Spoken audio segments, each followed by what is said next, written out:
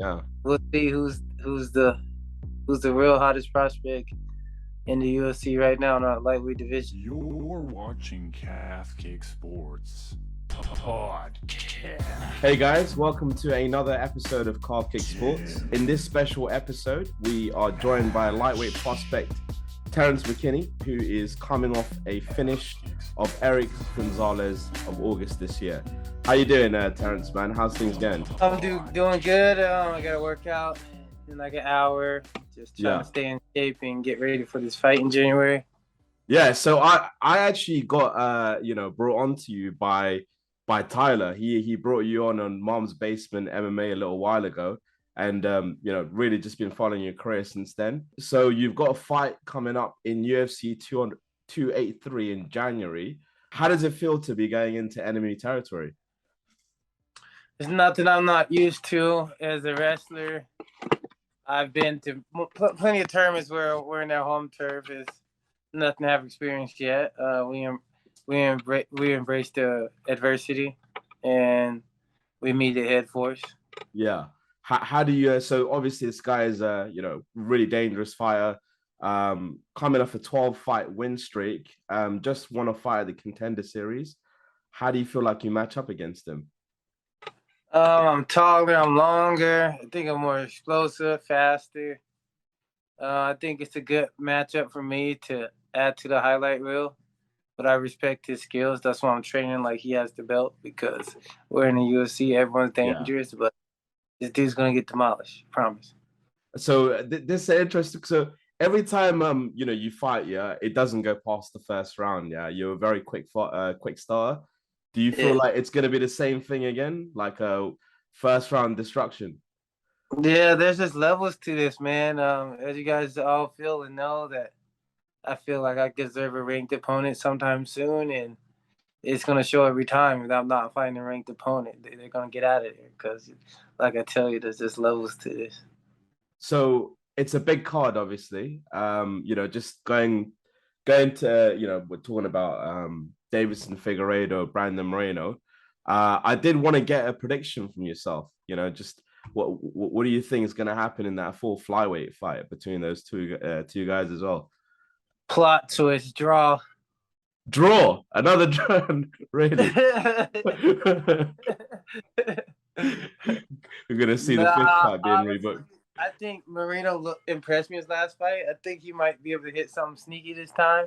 Yeah. He's been training with James Krause, and I think he's just going to be a little bit different this time and be able to actually hurt him again and possibly get the finish late third or fourth round. Yeah. Were you meant to fight earlier than UFC 283? Am I correct in saying that? Or I was trying to, but no one was about it. No one was really about it. Yeah, so it's an interesting one. I think you even called that Paddy Pimblett. Was that the fight you originally wanted, or was that something that you want to pursue in the future? That was one of the ones I wanted. Then I asked Drew if he wanted to run it back. It's crickets, but I don't blame him. I literally knocked the mold off this man's face, but we definitely want that back sometime next year. Yeah. What do you think of? What do you think of Paddy Pimblett's recent success? Do you want to get in on some of that? Is that the reason why you want to fight him? Honestly, and it's just destiny, Yeah. There can be only one hot prospect, because at the end of the day, one's only going to back it up, and I think that's going to be me. And so, like, eventually we have to fight, and I think it'd be dope. We fight after we both get a win, and winner gets ranked. Awesome. Yeah. We'll see who's the real hottest prospect in the UFC right now in our lightweight division. Does it almost have a little bit of pressure having the fastest KO in lightweight history? Like, you go into every fight, is there added pressure? Is there anything that do you feel the added pressure at all to kind of come out with an exciting finish every single time? I just like putting on performances that people are gonna want to remember. Like they say, I'm not here for a long time. I'm here for a fun time. That's what I'm here to do, and get the belt and just put on fights that people are gonna be like, damn, that was freaking sick. Like, I know there's not one fight you go watch mine, you're like, damn, I'm about to fall asleep. Yeah. No, all of them are crazy. Like Yeah, a lot of people are talking about Michael Chandler being like, because you quoted him, so I'm gonna have to bring this guy up. But yeah, everyone everyone talks about Michael Chandler being the most exciting lightweight in the division. But I'd arguably say that you're just as exciting, man. Honestly, yeah. That's why that fight needs to happen. I tell people eventually yeah. that fight needs to happen. Michael Chandler versus you as well. Yeah, a lot of fights that need to go down. I'm like, and I want to start that process after this next fight. I want Yeah, the toughest and the baddest dude in the division. And we've been making sure we're closing those gaps in the cardio department. yeah. And I think that's why I'm saying I'm ready now, because I felt that what it feels like to fight one of the toughest guys in UFC. I know how that feels, and I know what level of skill and heart I need to be at to defeat these guys. And I'm ready to prove that this next fight and from here on out. So what do you envision in 2023? Do you envision kind of cracking into the top 10, even top 5 if you have a few, kind of if you Yeah, step in last minute for some people? Do you think yeah, that's the what do plan. you I'm here to risk it all, man. Who's your favorite lightweight at the moment? Say if just take yourself out of fighting, yeah. If you're just talking Yeah, purely as a fan right now. Dustin Poirier and Justin Gaethje. Yeah, Good shout. So I'm gonna switch it up a little bit, just changing gears slightly. So we asked this year we asked this to all our guests, purely because we think that it's not something that's covered as often. But do you ever get anxiety going into a fight, like or before a fight? Is that a thing for you? And we've had varying responses. Some people say that's not a thing. I don't have any anxiety going into any fights. But then some people do massively suffer with that. You stand. I get it, but like I'm in pretty good control of it. Yeah. Like it was brought out when I fought Drew Dober. I was like, geez, dude's a tank. So I was like, my heart was going. I was like, but I felt powerful. Like once the fight started, I was like, I'm feeling powerful right now. It was like it was a good vibe though. I like anxiety. It like had me pumped. But yeah, really most of the time I can fall asleep before my fights. Like so yeah. I just like to not think about it till I'm out there, you know? You're just trying to be as chill as possible then. Yeah. Because I always study the best fighters and the ones that are super composed and just they can control that adrenaline, like it makes them a different athlete. I wanted to ask, this is another question that we asked. So do you have if you had a signature brand, yeah.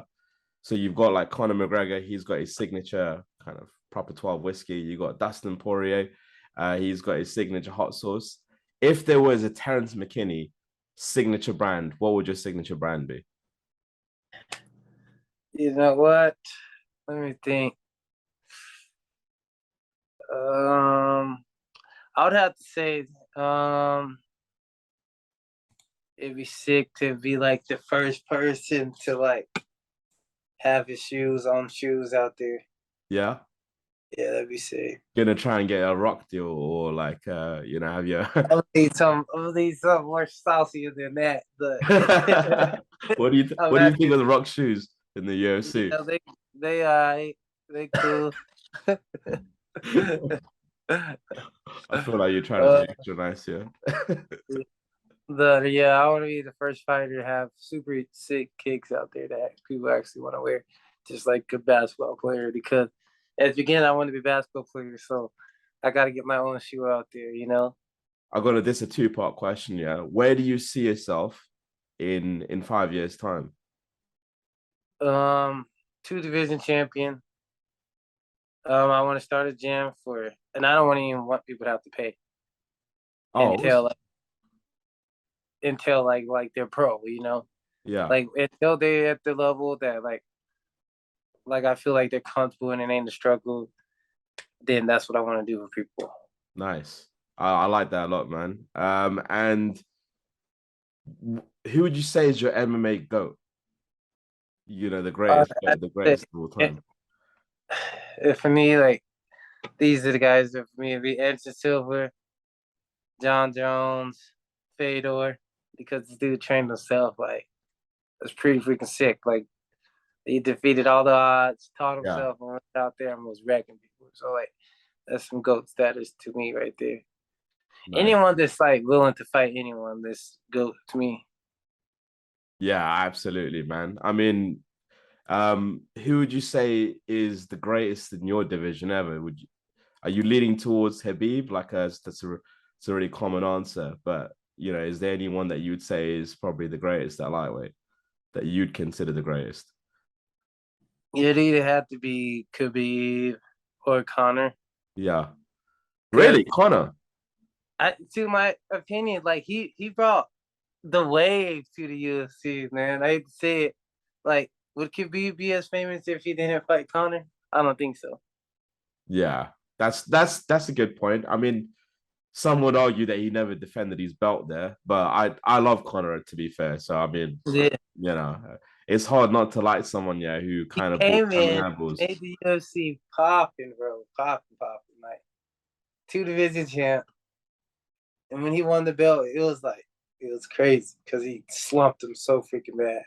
Sorry, say that again. I said now he just got to get off Twitter, retire, enjoy his proper throw.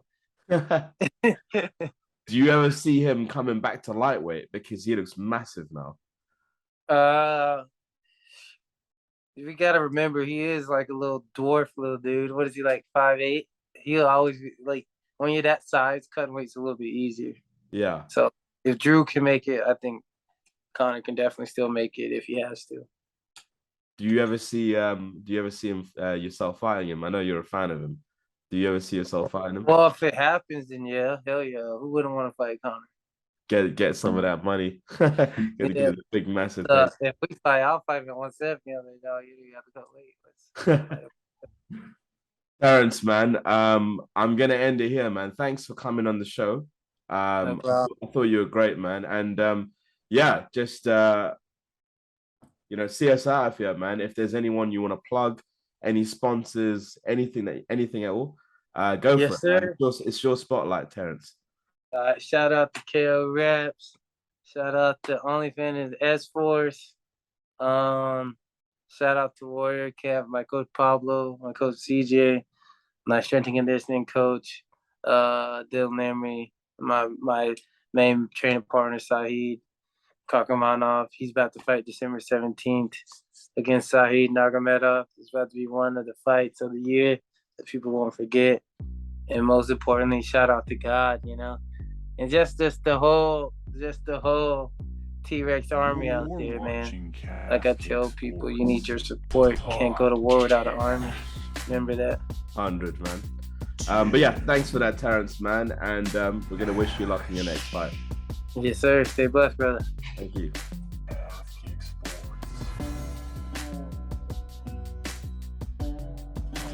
Podcast.